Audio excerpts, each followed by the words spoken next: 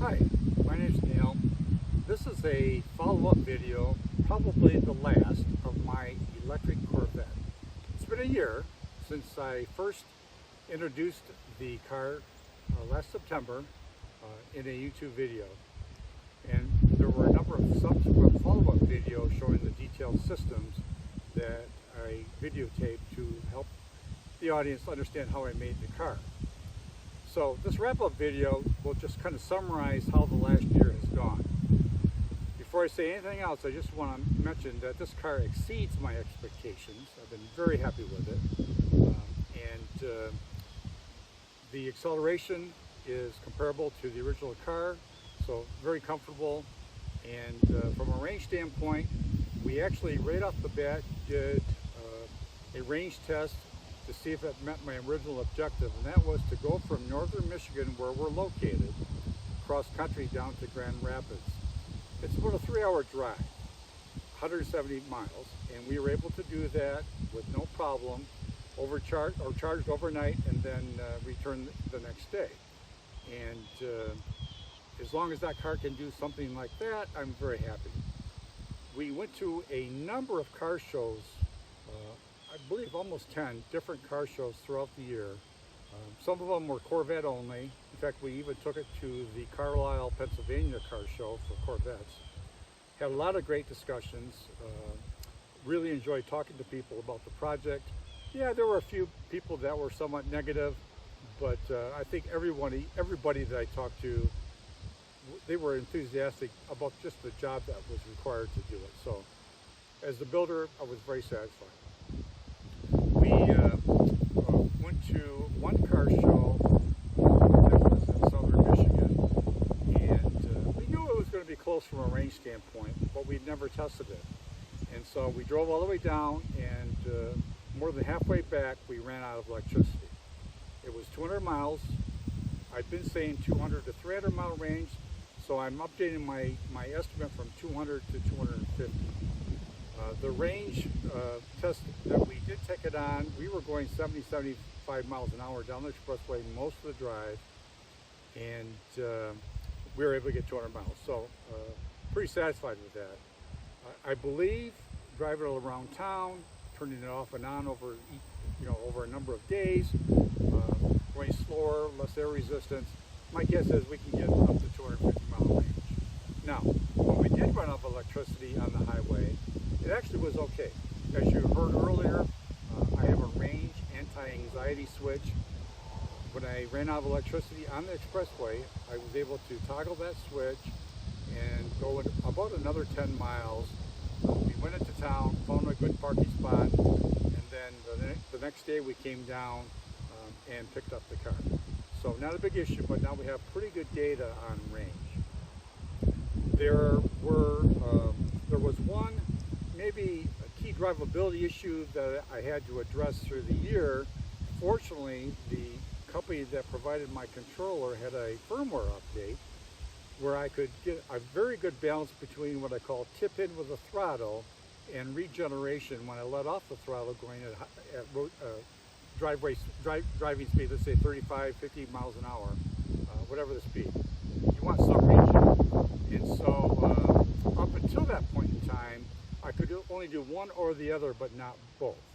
And so now it's a good balance. So good tip in, quick response when you first tip in the throttle, and satisfactory regen for how I like to drive the car.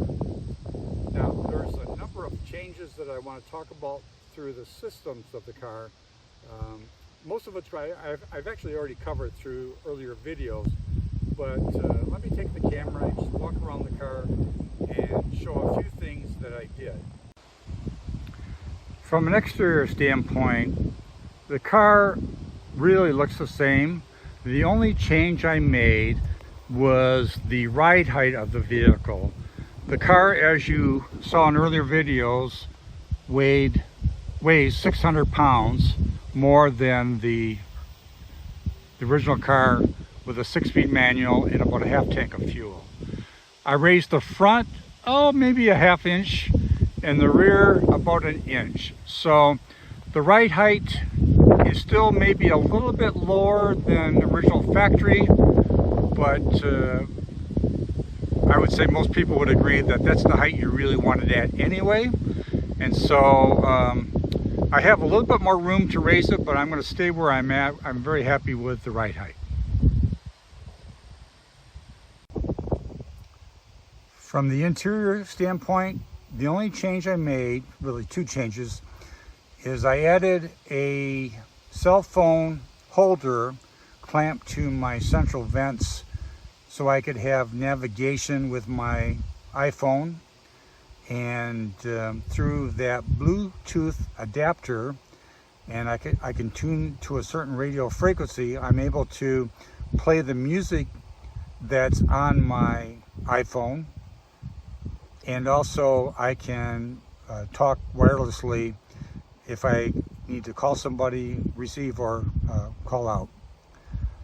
So those two devices really modernized the car. We did not want to change the original nav head. We wanted to keep that all original looking.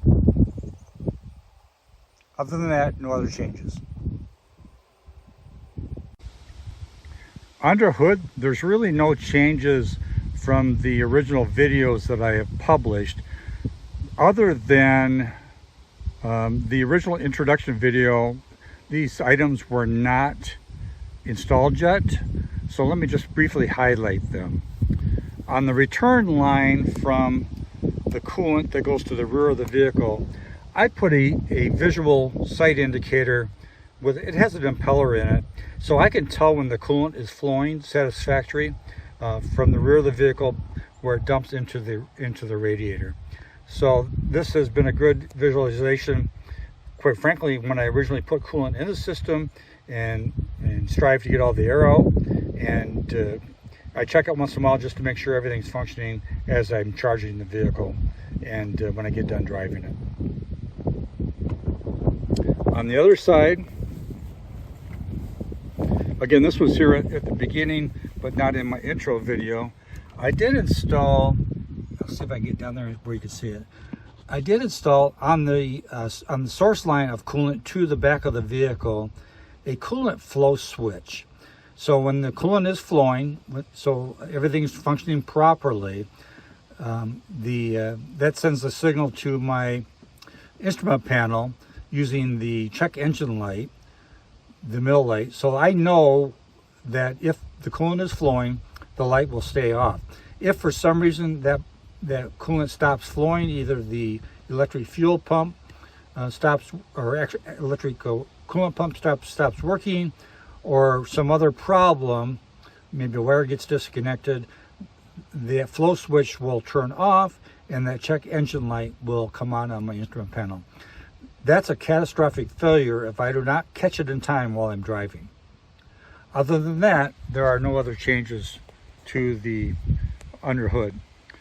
The other really important change that I made, and I sort of alluded to this at the beginning, is I did not want any error messages coming through the driver information display that's on the instrument panel. You can't really see it very well, but at the bottom of the IP, for those who drive Corvettes, they know that display. I did not want to have any error messages come across that. And when I first started up, everything was fine, but after 20 minutes I'd get an error message that indicated that the engine was not running and that it was going to start shutting down some systems.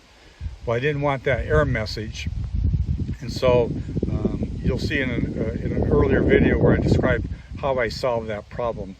But basically I spent kind of the winter months when I was not driving the car working on the electronics of the system to fine-tune it. So that summarizes the wrap-up. If you have any questions, I'll be happy to answer them through my YouTube channel.